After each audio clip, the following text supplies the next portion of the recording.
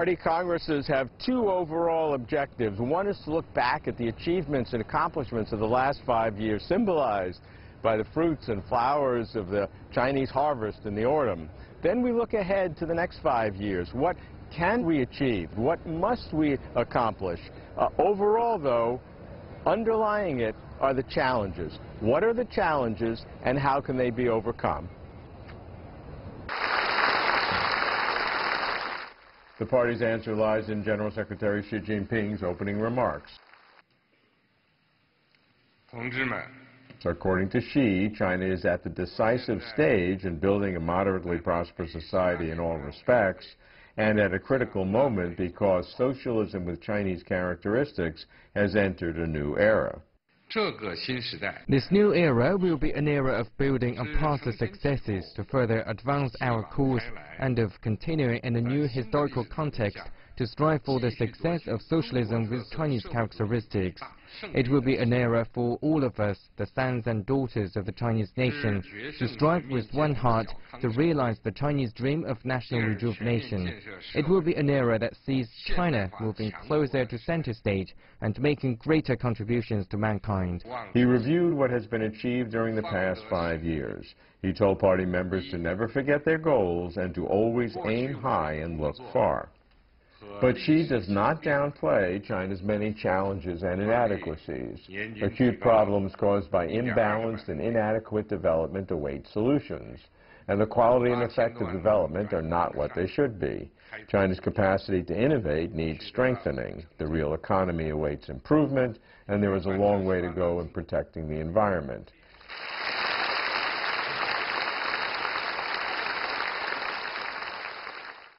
"96 years after its founding in 1921, the party has almost 90 million members. Why then does the party seem such a mystery? Whatever the reasons, the veil should be lifted, and the party seems moving in the right direction. What used to be a closed-door, secretive inter-party meeting now is accompanied by 6 press conferences and 8 group interviews. Moreover, for the first time, a delegate corridor has been set up where the media may question delegates. And it's in this corridor that I meet some old friends. Several tell me that although they have had long political careers, they have never seen such an informative report as General Secretary Xi's political report. The key messages include describing the new era, the thought of socialism with Chinese characteristics for a new era, the principal contradictions facing Chinese society, and the determination to build a great modern socialist country. I've just listened to CPC General Secretary Xi Jinping present the political report to the 19th National Congress of the Communist Party of China right here in the Great Hall of the People. The highlights for me are the ambition of the vision and the comprehensiveness of the categories. People orientation and rejuvenating the country in a historical context form the foundation. Xi stressed confidence in socialism and commitment to deepen reform and strengthen rule of law. The increasing role of the party in all aspects of managing the country and society, and the increasingly strict governance of the party by reforming and purifying itself are unambiguous. And the anti-corruption campaign not only continues, but is enhanced. For economic development, innovation leads, especially in science and technology. Military reform and modernization are open and specific. China's sovereignty is sacrosanct. China's international engagement is proactive, confident, and growing. Xi did not downplay a realistic appraisal of problems, including social imbalances, economic structure, endemic pollution. Xi's political report is an epic narrative of what China has remarkably achieved, what China has yet to do, and what China envisages as necessary to be a great nation. Listening to Xi's speech, I cannot imagine a better way to get closer to China.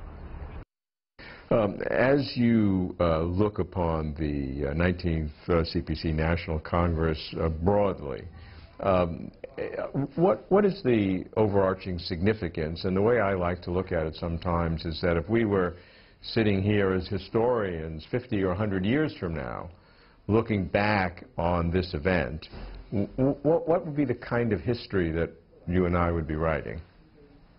In the kind of, for now, I think this Congress is going to boost the morale of the nation. The nation and the party will be united and mobilized as never before. And I think it's very important to note that the leadership of the party, with General Secretary Xi Jinping as the core, will be cherished more than ever before. I think people have come to see how the nation and the party have undergone the historic, profound, and fundamental changes in the past 5 years, and have come to understand better why the leadership of the party is important and why the role of the core is important. And as Deng Xiaoping put it, the fate and well-being of China hinges on the party, and it's critical and highly essential to have a good core. So I think we have a stronger party, a more powerful party coming out of the 5 years. I think years from now, we still see this. This is the most important. What are the fundamental theoretical differences between socialism with Chinese characteristics by itself and socialism with Chinese characteristics for a new era? It's extensively discussed and reported in the last 2 days. There are different ways to sum up. Of course, I think majorly several news, or probably 4 news in the first place: a new era, a new contradiction, new theory, and a new mission. And of course, we all know about the 4 news. But I would like to kind of draw from the spirit of the report and to add 2 more news. One is new horizon for the governance on the part of the party and the country. I think the Congress shows the governing capabilities of the party have been raised, enhanced to such a level. The party is the most powerful, most capable, and of course most responsible governing party in the whole world. There is simply no one else nearly close as comparable. And of course, I think there is the new march, or new long march. Under the leadership of this party, the country has come to achieve, in a matter of several decades, what took developing or developed countries several hundred years to cover. And now the party is leading the nation to move to the very forefront and center stage of the world. It's a promise for the people, and it's a declaration to the world. I think it's going to happen. The same as the miracle of China that has unfolded over the last 40 years. How do you see the concept of the new era? As a major highlight of the report of the 19th National Congress of the CPC, the concept of a new era does not refer to a chronological period in a historical sense, but a concept that marks a new stage in the CPC and national causes. 党的世界大报告呢，贯穿的一条主线。 Rural Work Leading Group, one main clue manifested through the whole report of the 19th CPC National Congress, is socialism with Chinese characteristics entering a new era. The soul of the report is socialism with Chinese characteristics in the new era proposed by Xi Jinping. Moreover, a new principle contradiction was raised. Based on that judgment, a new strategic deployment was made regarding the building of a modern socialist country in an all-round way Secondly, higher requirements were made for party building. With a clear main clue, interconnected and processing step by step, the report proves to be an effective guide to the party and national causes. 党和国家事业的指导性非常的强。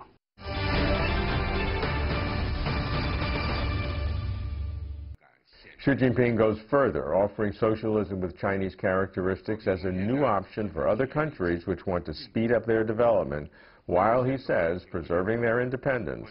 He offers a Chinese approach, Chinese wisdom, as a solution to problems facing mankind. He points out that what we now face is a contradiction between imbalanced and inadequate development and the people's ever-growing needs for a better life.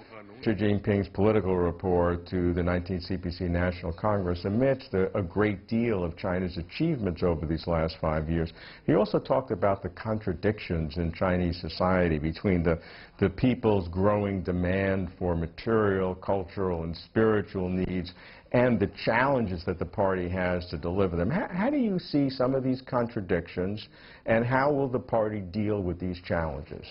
1956年呢 In 1956, when the 8th CPC National Congress was held, there was a summary of the principal contradictions facing Chinese society. In 1981, when the 6th plenary session of the 11th Central Committee of the CPC was held, the principal contradiction was further condensed into the contradiction between ever-growing material and cultural needs of the people and backwards production. The expression has stuck ever since.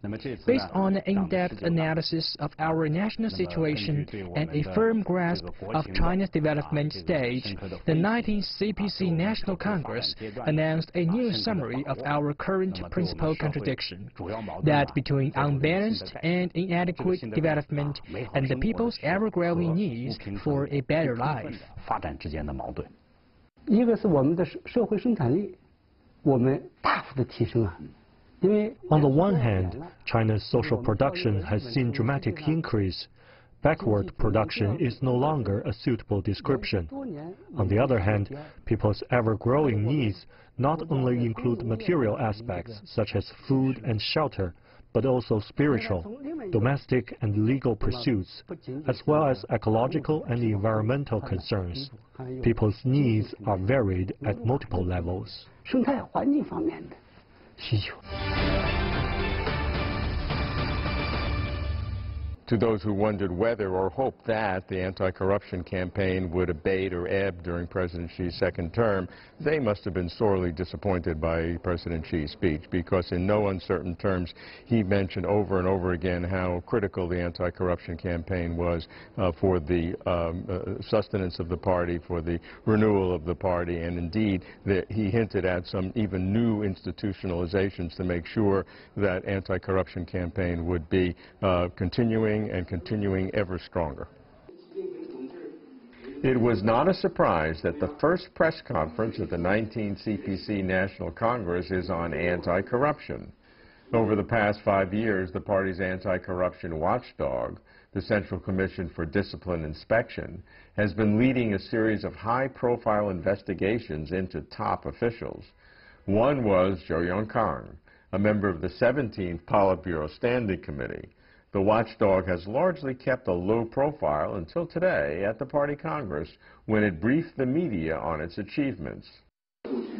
If certain questions about the anti-corruption campaign, which everyone knows, are not asked, credibility is undermined. To support President Xi's anti-corruption campaign, to enhance its credibility, is to ask tough questions about it.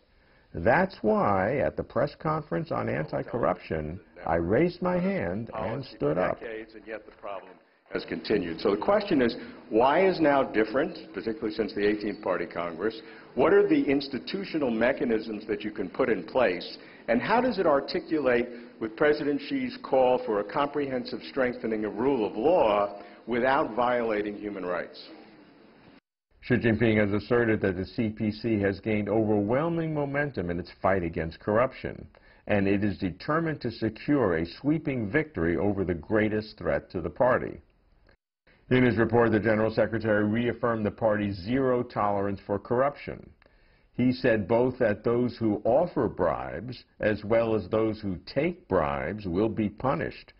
Moreover, interest groups will be prevented from arising within the party.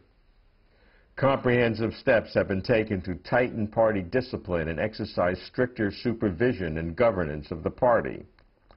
In the past 5 years, discipline inspection commissions and supervision agencies across the country dealt with 2.675 million leads on discipline violations, filed 1.545 million cases, punished 1.537 million party members, and transferred 58,000 suspects to judicial bodies. More than 8,900 city-level officials and over 63,000 county-level officials have been punished. The Central Commission for Discipline Inspection says that in the last 5 years, the party stopped what many believed was unstoppable, the widespread disease of corruption. We must admit there was a period of time when the party was too soft, loose, and lenient against corrupt officials and party members. The loopholes gave people like Sun Zhengcai, the former party chief of Chongqing, a chance to rise to power. But the Communist Party of China never dodges from problems. Since the anti-corruption campaign started 5 years ago, it became harder and harder for corrupt officials to stay in power, let alone be promoted to high ranks. Everybody recognizes the power, vision, and commitment of Xi to institute the anti-corruption campaign and strictly governing the party and by that the overall governance of China. The concern is that's being done by an individual who has the power to do it, and that the institutional mechanisms that would enable that to continue no matter who is in power is weak in China. And so the dependency of China is on the quality and the power of the current leader, which everybody recognizes. But the question is how to transform that into a system, in Xi's words, where you have power contained in the cage of rule of law or institutions. Right. And so how does this transition occur? I think China is trying to explore a different way of checks and balances of power. The Chinese Communist Party is the governing party leadership. So, in a sense, the party has to be the opposition of itself. The self-purification, self-improvement, and self-enhancement of the party. And this is what has happened in the past 5 years. For example, about reform and rule of law, there is the idea of modernization of governance on the part of the party and the country. And this is the purpose of reform, and it's the essence of rule of law. The President, General Secretary, has been talking about it in the past 5 years. That is the idea of modernizing the governance of the party and the country. And this is something new. That is the idea of modernization of governance on the part of the party and the country. And that is the building of institutions rather than the role of individuals. But anyway, I think you always have the combination of the individuals on one hand and the mechanism on the other. It's like the market economy. You can't depend on the invisible hand alone. You have to have the visible hand on the other hand. Otherwise, you have problems, just like what we saw in the financial crisis in the first decade of this century. I like the idea that in Xi's political report there is underlying philosophy. It's not just the hard facts of the economy or the military or building the party, but there's an underlying philosophy that maybe in other countries is not so apparent in the proclamations of government.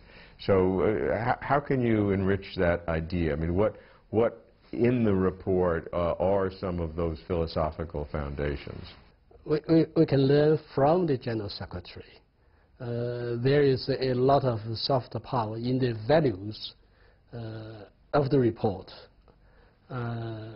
embodied in the exposition and explanation of cultural progress. Progress to be made with a view of promoting human civilization. A lot of narrative in this respect. That is, we are where we are short, falling short of the realities. But it's hard work for us to catch up. And you also spoke about the vision that was communicated by the report. What are some of the key elements of the vision that so impressed you? The vision on history. There is the perspective looking back more than a century ago, about so many years the Chinese nation had experienced, and then there is the look far into the future, something like a kind of viewpoint from the peak of a mountain about what China would be like in the coming decades. This is going to be an unfair question because it's so soon. We're only a very short time from when Xi gave his speech. I want to ask you about the process that you would go about in living up to your responsibilities now to do this communication. It's too early to say what you will do, but what kind of process do you institute to say, okay, we're now in a new era, we have this very new way of thinking. How do we then adapt our part of it, and in this case the media, which is very interesting to me. What is the process that you go about to try to elevate what you're doing to be consistent with this new vision? It's a very important question for us to answer. I think it's more important more than ever for the voice of the Chinese media to be heard in the rest of the world, and for the media to match up to this new era, to match up with the new status of the country. As the President put it, the story of China needs to be told in a better way. And the story of China is the interpretation of China's development and the progress about where China is going, why China goes this way, in a way different, say, from other countries, the Western countries in the first place, and whether and how the rise of China will affect the world. So there should be better communication, that is for sure. The beauty of the Chinese culture should be appreciated in a better way. And the Chinese culture, I think, is good medicine for some of the ills of the world at the moment. For example, the idea of harmony of differences, I think, is essential for the peace, progress, and prosperity of the world. General Secretary Xi Jinping's political report confirmed that the 19th CPC National Congress is a grand vision of the future of China, establishing the policies not only for the next 5 years, but framing the agenda and setting the strategies for the next 30 years. This Congress, she said, is the confluence of the two centenary goals: a moderately prosperous society by 2020, 2021 is the 100th anniversary of the Communist Party, and a modern socialist country by 2050, 2049 is the 100th anniversary of the People's Republic of China. The path to mid-century is now paved in two stages: 2020 to 2035, building on the moderately prosperous society, China's strength in all areas grows. 2035 to 2050, China becomes an advanced, modern socialist nation with common prosperity and global leadership in governance, economics, science and technology, and culture. Political legitimacy, she states, is founded on competence and accomplishments. Significantly, she, who is core of the party, sees China as standing at a new historic starting point, and that socialism with Chinese characteristics is entering a new development stage. The influence of the 19th CPC National Congress and the impact of Xi Jinping's new vision, thinking, and strategies seem for decades to come, keeping us closer to China.